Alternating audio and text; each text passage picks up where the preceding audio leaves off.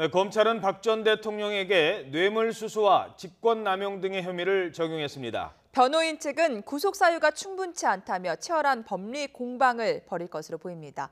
취재기자 연결합니다. 김승환 기자. 네, 서울중앙지검입니다. 자, 법원과 검찰 쪽 분위기는 어떻습니까? 네, 박 전 대통령의 출석을 맞아서 법원뿐 아니라 이곳 검찰도 긴장된 분위기가 감돌고 있습니다.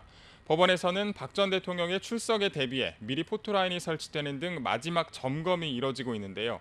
일단 박 전 대통령의 신문이 열리는 법원 정문은 어제 저녁 6시 반부터 통제가 됐고 1시간 전인 7시부터 취재진을 위한 비표 발급이 시작됐습니다.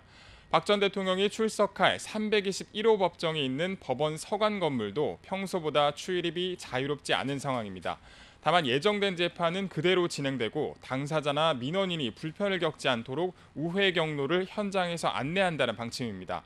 박 전 대통령은 2시간쯤 뒤인 오전 10시 반 서울중앙지방법원에서 열리는 구속 전 피의자 신문에 직접 나옵니다.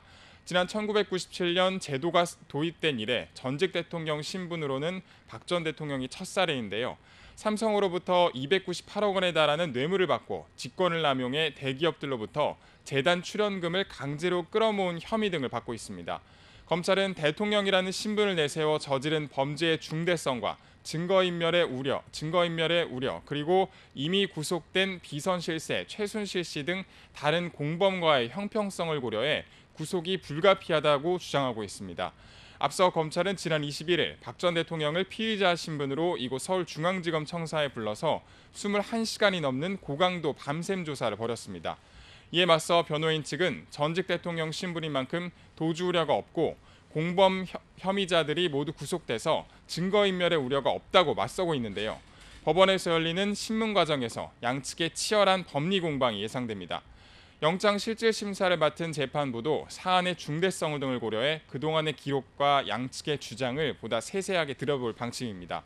특히 검찰과 특검의 수사를 거치면서 쌓인 조사 자료가 12만 쪽에 달한 만큼 검토하는 데도 상당한 시간이 걸릴 것으로 보입니다.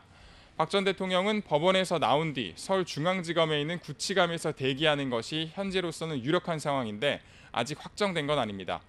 구속 여부는 오늘 밤을 넘어서 내일 새벽이 돼서야 나올 것으로 보입니다. 지금까지 서울중앙지검에서 YTN 김승환입니다.